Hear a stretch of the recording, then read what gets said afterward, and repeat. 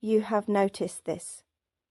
Some days, you are the one everyone turns to when the world becomes too much, absorbing their pain as though your body were made for it. Other days you vanish so completely that people forget you exist and you prefer it that way. Sometimes you see the future with such clarity it frightens you. Sometimes you cannot find yourself at all, shape-shifting through a dozen versions of who you think you should be. You are not unstable. You are not contradictory. You are moving through territory that has a map. This video gives you that map. Welcome to Power and Myth. What I'm about to share with you is not personality theory. It is the framework that has been waiting for you since you first suspected you were living inside a story you did not write but somehow recognize. I call it the INFJ Archetypes, and it explains something that no trait-based approach ever could. You are not one thing. You are 7 ancient patterns moving through you at different times for different reasons in response to different thresholds in your life. Most INFJ content treats your personality as fixed. This is why it never quite captures the whole of you. The truth is more beautiful and more strange. You are not a personality type. You are a journey through archetypal territory, and each archetype you inhabit is both a gift and an initiation. Let me show you what I mean. There is an archetype many of you will recognize immediately, the seer. This is the one who perceives what others cannot. You walk into a room and you know the relationship is ending before either person admits it. You know the project will fail before the first meeting concludes. You know the person is lying, hurting, pretending, and you know all of this not through evidence, but through a faculty you cannot explain and no one believes. This is Cassandra's inheritance. The Greek myth tells of a woman given the gift of prophecy by Apollo, and when she refused him, she was cursed so that no one would ever believe her visions. Every INFJ who has tried to warn someone of what they saw coming, only to be dismissed as paranoid or overthinking, knows this archetype intimately. The seer does not choose to see. The seeing simply happens. And the exhaustion of watching others walk toward cliffs you mapped months ago, whilst being told you are imagining things, is the particular loneliness this archetype carries. But here is what makes it a gift. The seer's vision, when finally trusted, becomes the most valuable thing you can offer the world. You see patterns, you perceive systems, you understand the hidden architecture of human behavior. This is not intuition as a personality trait. This is the seer as an archetypal lens through which the world reveals its secrets. But you do not stay in the seer forever. There are times when you are someone else entirely, the hermit. This is the one who withdraws not from weakness but from necessity. You disappear, you stop answering messages, you cancel plans you once looked forward to, and it is not depression, though others will call it that. It is the hermit's retreat. This archetype knows something essential. The lantern must be refilled in darkness. You cannot be the one who holds space for everyone's unspoken grief, whilst your own inner world remains unexplored. The hermit withdraws to the cave, the monastery, the locked room where no one can reach you, because there is work to be done that can only happen in solitude. Jung called this the descent into the unconscious. The hermit calls it coming home. And every INFJ who has felt the world was too loud, too bright, too demanding, and has needed to vanish into themselves to remember who they are beneath all the roles they play, has lived this archetype. The shadow here is isolation that calcifies. The hermit who stays too long in the cave forgets how to return. But the gift is this. When you emerge, you bring something back. Insight, clarity, the thing you went in to find. The hermit is not running away. The hermit is retrieving what others need but cannot fetch themselves. And then there is the archetype that perhaps defines the INFJ experience more than any other, the wounded healer. You know this one. You have always known this one. You are the person others tell everything to, the friend who holds the unbearable things, the colleague who absorbs the team's anxiety without anyone asking. You do not choose this.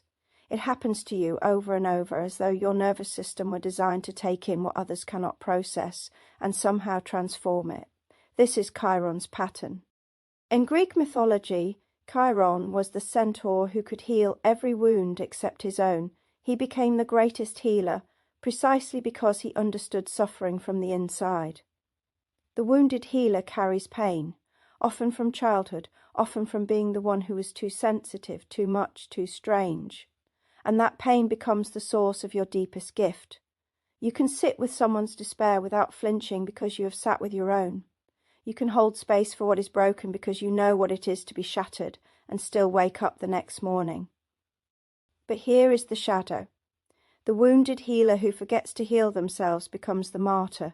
You give and give and give until there is nothing left, and then you resent the very people you chose to help. This archetype asks a question. Can you learn to receive the care you so freely offer others, or will you collapse under the weight of wounds you were never meant to carry alone? There are more. 4 more archetypes that move through you, and understanding them is understanding why your life has felt like a series of contradictions that finally make sense. The shapeshifter, this is the one who wears many faces, not from deception, but from the exhausting work of translation between worlds. You walk into your family home and you become one version of yourself. You enter the office and you become another. You meet a new person and you instinctively adjust, mirroring their energy, matching their tone, becoming what they need you to be, so the interaction can proceed smoothly. And it is not dishonest. It is adaptation. But the cost is this. You lose track of which face is actually yours. The shapeshifter moves through social worlds with ease, reading rooms, adjusting performance, making everyone comfortable. This is a survival skill many INFJs learned early, often in environments where being your true self was not safe. But the shadow of the shapeshifter is fragmentation. You become so skilled at shifting that you forget there is a core self beneath all the masks. Jung would call this the loss of individuation. The shapeshifter who never stops shifting never becomes whole. The gift, when integrated, is profound. You can move between worlds. You can speak the language of the artist and the accountant, the mystic and the pragmatist. You are a translator, but the work is learning to take the mask off when you come home to yourself. And then the exile. This one is harder. The exile is the INFJ who is permanently outside the village. Not rejected, simply never quite belonging. You have experienced this your entire life. The sense that everyone else received an instruction manual for how to be a person, and yours was lost in the post. You watch others form easy friendships, casual connections, the kind of belonging that seems to require no effort, and you wonder what you are doing wrong. But here is the truth the exile knows. You are not doing anything wrong. You were wired for depth in a world that operates on the surface. You were built for meaning in a culture that worships distraction. The exile's loneliness is not a personality flaw. It is the structural consequence of being oriented towards something most people are not looking for. This is why so many INFJs report feeling alien, other, like they were born on the wrong planet or into the wrong century. The exile does not fit because the world as it currently is was not designed for those who perceive as you do. But the shadow here is bitterness.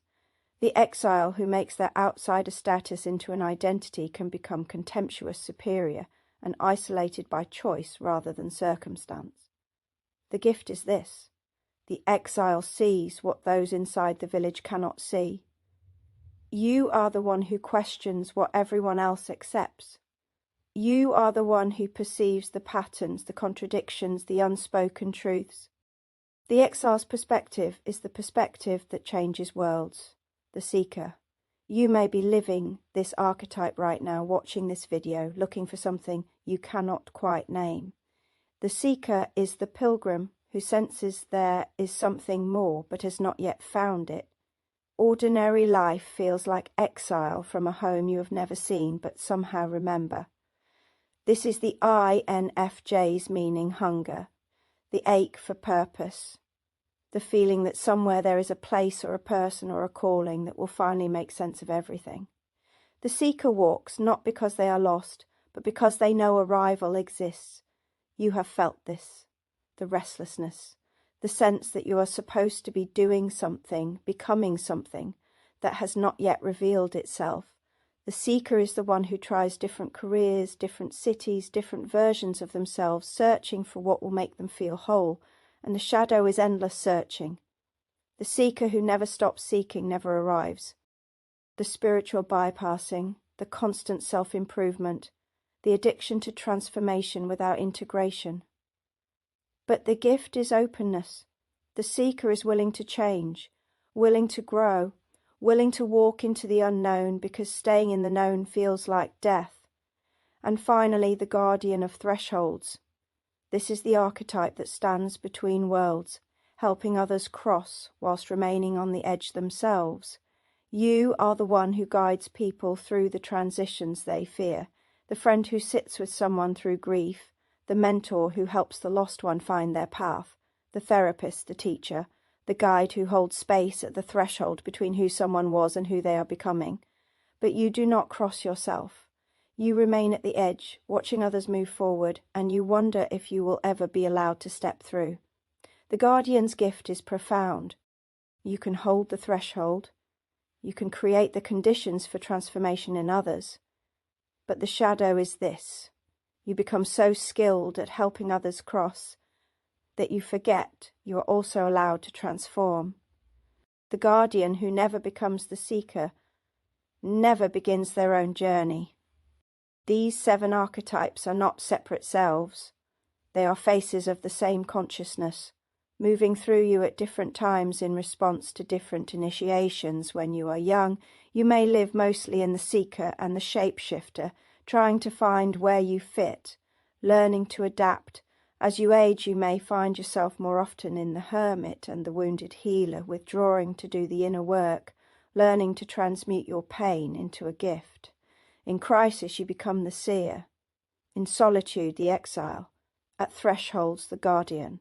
This is not pathology. This is individuation. Jung understood that becoming whole is not about choosing one identity and defending it. It is about integrating all the parts of yourself, shadow and light, wound and gift, exile and guide. The INFJ archetypes are the map for that integration. They show you where you have been, where you are now, and where the next threshold will take you. So what do you do with this? How do you use the INFJ archetypes to make sense of your life? You begin by noticing, which archetype are you living right now? Are you in the hermit's cave, needing to withdraw? Are you the wounded healer, absorbing too much from others? Are you the seeker, restless and searching? Simply naming the archetype you are currently inhabiting gives you clarity. It tells you what this moment is asking of you. If you are the hermit, the world is asking you to go inward. If you are the guardian, you are being called to hold space at a threshold. If you are the exile, you are being asked to see what others cannot see from inside the village. Each archetype has its season, each has its work. The mistake is trying to live all of them at once, or trying to live only one forever, and then you look at your life as a journey through these territories. When have you been the seer? What did you see that others refused to believe? When have you been the wounded healer, and what did that cost you? When have you been the shapeshifter, and which masks have you worn so long you forgot they were masks? This is the work of integration. Not rejecting the parts of yourself that feel contradictory, but understanding them as necessary stations on the path of becoming whole. You are not 7 different people, you are one consciousness, moving through 7 archetypal patterns, and each one teaches you something essential about who you are and what you are here to do. The INFJ archetypes are not a test you take to discover which box you fit into. They are a living framework, a map of territory you have been walking your entire life without knowing it had names. And the power of having the map is this. You stop thinking you are broken. You stop wondering why you cannot just be one consistent thing like everyone else seems to be. You realize you were never meant to be one thing. You were meant to be all of this. The seer who perceives, the healer who transforms, the hermit who withdraws, the exile who questions, the seeker who walks towards something more, the shapeshifter who translates between worlds, the guardian who holds the threshold for others. This is the INFJ inheritance, and it is not too much. It is exactly what the world needs from those who carry it. If this framework landed for you, if something here named what you have lived but never heard spoken aloud, I want to know which archetype you recognized yourself in most strongly. Tell me in the comments, are you the seer, hermit, shapeshifter, exile, guardian, seeker, wounded healer? If you want to continue exploring this territory, to go deeper into each archetype and to understand the shadows and gifts of each, subscribe. This is Power and Myth. This is where INFJs come not to be categorized, but to be initiated into the ancient patterns that explain who you are. You are part of something here. Until next time, find your power, know your myth.